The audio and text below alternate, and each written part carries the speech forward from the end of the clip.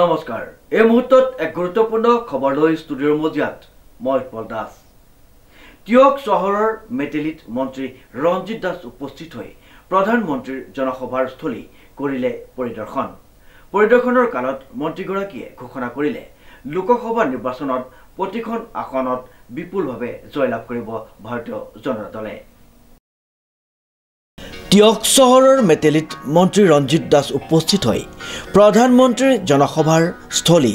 কৰিলে পৰিদৰ্শনৰ কালত মন্ত্ৰীগৰাকীয়ে ঘোষণা কৰিলে লোকসভা নিৰ্বাচনত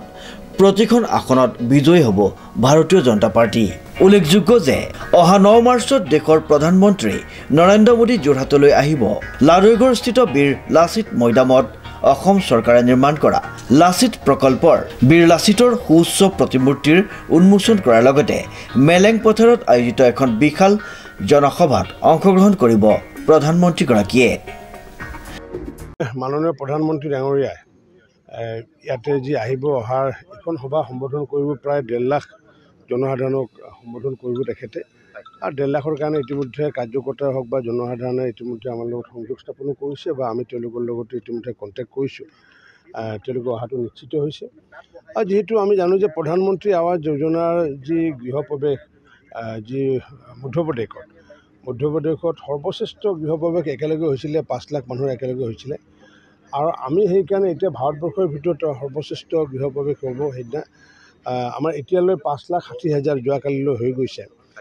গতিকে আমি আৰু এইকেইদিন 5 দিনত আমি ধৰিব পাৰোঁ আৰু অতি কমেও 20,000 ধৰিব পাৰোঁ মই ভাবোঁ যে আমি অন্ততঃ 5,75,000 মানুহৰ গৃহপ্ৰৱেশ কৰিব আনুষ্ঠানিকভাৱে কৰিব আৰু তেওঁলোকে অন দ্য স্পটে থাকিব আমাৰ বিভাগৰ বিষয়াকে আদি কৰি যিসমূহ আমাৰ প্ৰাক্তন যিসমূহ জনপ্ৰতিনিধি এই জনপ্ৰতিনিধিসমূহক প্ৰধানমন্ত্ৰী আৱাস যোজনাৰ ঘৰৰ সন্মুখত থাকিব আৰু তেওঁলোকক যি আমাৰ মানে ভাৰ্চুৱেলি হওক বা তেওঁলোকৰ মানে মোবাইলৰ জৰিয়তে হওক বা একত্ৰিতভাৱে হয়তো তেওঁলোকক হেৰি কৰিয়ে হওক তেনেকুৱাকৈ তেওঁলোকক মানে দেখুওৱাৰ ব্যৱস্থা কৰিব আৰু একোটাকৈ আমি তেওঁলোকৰ কাৰণে মিঠাইৰ এটা উপহাৰ দিম এটা মিঠাই সেইদিনাখন গৃহপ্ৰৱেশ খাব আৰু যিসমূহ হেৰি আছে তেওঁ ঘৰত সম্পূৰ্ণৰূপে তেওঁলোকে নিজাববীয়াকৈ কৰিব যিখিনি বৌদ্ধিক কাম আছে বা ধৰ্মীয় যিখিনি কাম আধ্যাত্মিক কামখিনি কৰিব ঘৰৰ আগত তলপলি লগাই ৰাখিব আৰু আমি ইয়াৰ পৰা মাননীয় প্ৰধানমন্ত্ৰী ডাঙৰীয়াই একেলগে উদ্বোধন কৰিব আৰু এইটো একেলগে উদ্বোধন কৰিলে ভাৰতবৰ্ষৰ ভিতৰত এইটো সৰ্বশ্ৰেষ্ঠ মানে গৃহপ্ৰৱেশ অনুষ্ঠান হ'ব এইটো অসমে এটা ৰেকৰ্ড কৰিব আৰু ইয়াৰ লগতে যিহেতু আমি মহিলাসকলক আত্মনিৰ্ভৰ কৰাৰ কাৰণে আমি ব্যৱস্থা কৰিছোঁ মাননীয় মুখ্যমন্ত্ৰী ডক্টৰ হিমন্ত বিশ্ব শৰ্মা ডাঙৰীয়াৰ নেতৃত্বত বা মাৰ্গদৰ্শনত আমি প্ৰতিগৰাকী মহিলাই যাতে লাখপতি হ'ব পাৰে অৰ্থাৎ মাহেকত যাতে 8,000 টকা ইনকাম কৰি পেলাই 12 মাহত যাতে 1 লাখ টকা কৰিব পাৰে তেনেকুৱাকৈ ইতিমধ্যে তেওঁলোকক উদ্যমী কৰা প্ৰচেষ্টা চলাই আহিছিলোঁ ইতিমধ্যে আগতে চেল্ফ হেল্প গ্ৰুপ হিচাপে তেওঁলোকে কাম কৰিছিলে তেওঁলোকে গোট হিচাপে কৰিছিলে কিন্তু এইবাৰ ইণ্ডিভিজুৱেল হিচাপে কৰাৰ কাৰণে ব্যৱস্থা কৰা হৈছে যাৰ কাৰণে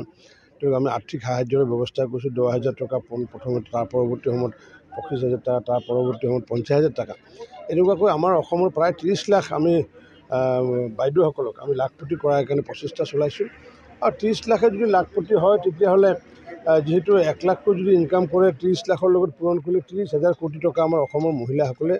আয় কৰিব আৰু আয় কৰা মানে আল্টিমেটলি অসমৰ GDP বহুত আগুৱাই যাব আমাৰ মই যিহেতু প্ৰাক্তন সভাপতি দায়িত্ব দুবাৰকৈ আছিলোঁ কিন্তু আমি ব্যক্তিক আমি ডিপেণ্ড নকৰোঁ আমি সংগঠনক আমি ভৰসা কৰোঁ আৰু জনসাধাৰণক কৰোঁ গতিকে সংগঠন যিহেতু আমাৰ একেবাৰে মাইক্ৰ' মেনেজমেণ্টৰ যিমানখিনি কাম আছিলে একেবাৰে পৃষ্ঠাপ্ৰমুখ পৰ্যন্ত সম্পূৰ্ণ কামবোৰ হৈ গৈছে আৰু জনসাধাৰণক যিহেতু আমি ডিপেণ্ড কৰোঁ গতিকে জনসাধাৰণক যিহেতু ইতিমধ্যে ভাৰতীয় জনতা পাৰ্টি বা NDA জনসাধাৰণৰ হৃদয়ত আছে গতিকে প্ৰাৰ্থী কোন হয় নহয় সেইটো আমাৰ কাৰণে ফেক্টৰ নহয় বা অসমৰ ৰাইজৰ কাৰণে ফেক্টৰ নহয় কাৰণ কিয় মাননীয় প্ৰধানমন্ত্ৰী নৰেন্দ্ৰ মোদী ডাঙৰীয়াই হওক বা অসমৰ মুখ্যমন্ত্ৰী ডক্টৰ হিমন্ত বিশ্ব শৰ্মা ডাঙৰীয়াই যি সৰ্বস্পৰ্শী সৰ্বব্যাপী আঁচনিৰে মানুহক যি সকাহ দিয়াৰ ব্যৱস্থা কৰিছে বিশেষকৈ দুখীয়াৰ কল্যাণ মহিলাৰ কল্যাণ কৃষকৰ কল্যাণ এই তিনিটা ক্ষেত্ৰত যিহেতু আমি সৰ্বোচ্চভাৱে কাম কৰিছোঁ গতিকে প্ৰাৰ্থী যোনে নহওক কিয় আল্টিমেটলি বিপুল ভোটত জিকিব তাৰ মাজত হয়তো কিছুমান প্ৰাৰ্থী হয়তো আৰু বেছি ভোটত জিকিব গতিকে আমাৰ এইকেইটা যি 12টা আমাৰ NDAৰ 12টা আজিও মই যি তথ্য পাই আহিছোঁ আমাৰ NDA 12টাই আহিব লাগে মেলেং পথাৰত অসম চৰকাৰৰ কেবিনেট মন্ত্ৰী ৰঞ্জিত দাস উপস্থিত হৈ সমগ্ৰ পৰিৱেশ পৰ্যবেক্ষণ কৰে। উক্ত দিনৰ প্ৰধানমন্ত্ৰীগৰাকীয়ে প্ৰায় 5,75,000 চৰকাৰী আৱাস গৃহ একেলগে উন্মোচন কৰি গৃহ প্ৰৱেশ কৰাব বুলি জানিবলৈ দিছে, যি সমগ্ৰ দেশতে ৰেকৰ্ড হ'ব।